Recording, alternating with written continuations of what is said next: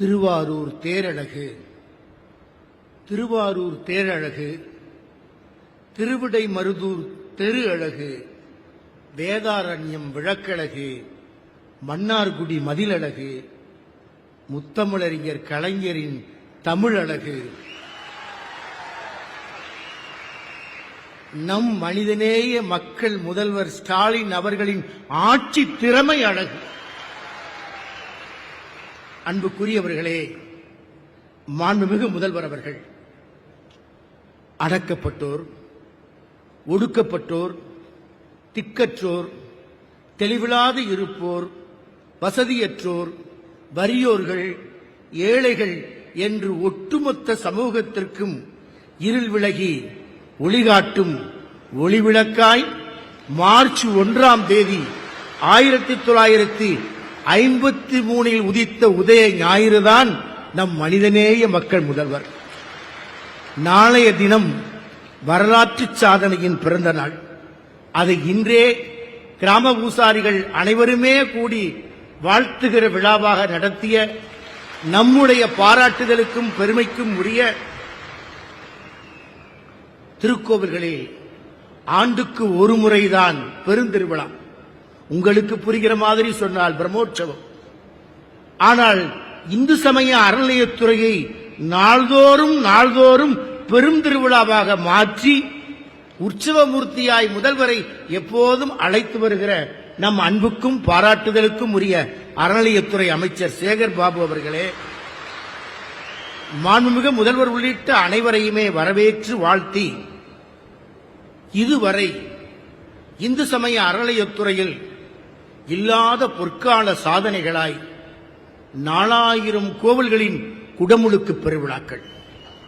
அது மட்டுமல்ல, ஆதி திராவிட மக்கள் வசிக்கிற பகுதிகளில் இருக்கக்கூடிய 5000 திருக்கோவில்களுக்கு ஏறத்தாழ 100 கோடிக்கு மேல் திருப்பணி நிதி உதவி.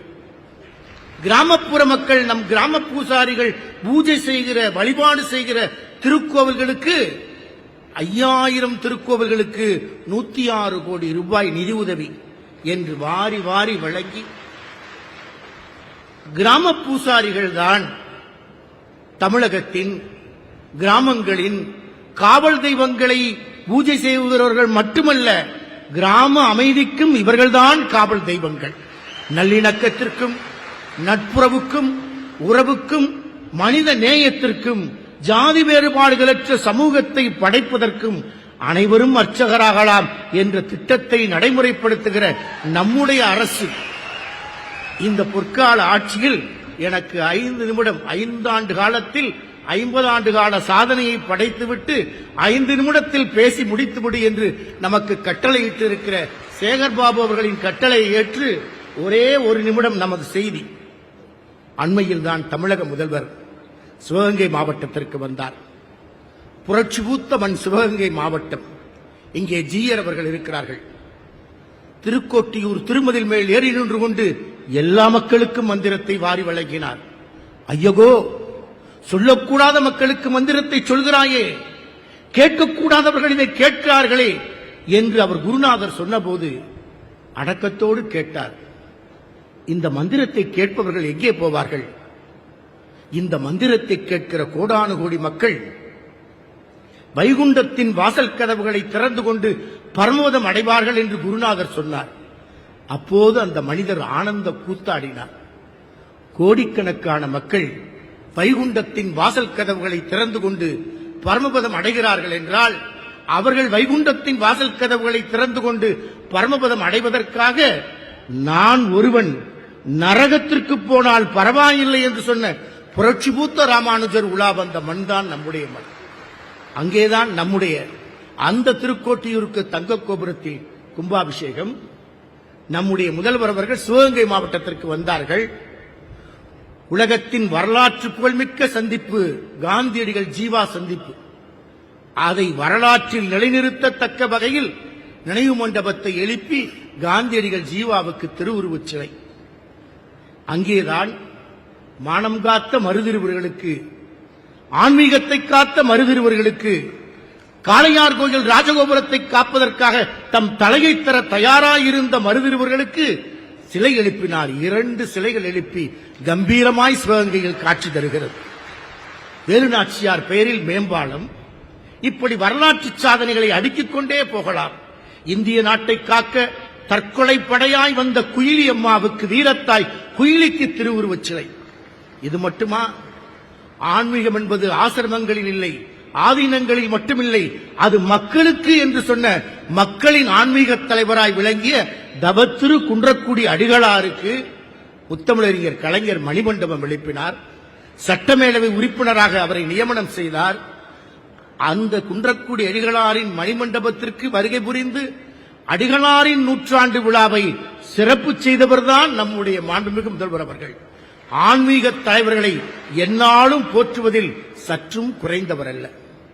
பெரியார் போற்றிய தவத்திரு குன்றக்குடி அடிகளார், அண்ணா போற்றிய தவத்திரு குன்றக்குடி அடிகளார், கலைஞர் சட்டமேலவை உறுப்பினராக நியமனம் செய்ததோடு மட்டுமல்லாமல் அவருக்காக இதுவரை தமிழக வரலாற்றில் இல்லாத அளவில் மணிமண்டபம் எழுப்பிய முத்தமிழறிஞர் கலைஞரின் பாதையில் அடிகளாரின் 100 விழாவை நானே வந்து கொண்டாடுவேன் என்று சிவகங்கை மண்ணிற்கு வந்து சிறப்பு செய்த மாண்புமிகு முதல்வர்களின் எளிமையை, ஆன்மீக தலைமையை போற்றுகிற அவரின் அற்புத ஆன்மீக உள்ளத்தை எந்நாளும் நாம் பாராட்ட கடமைப்பட்டிருக்கிறோம்.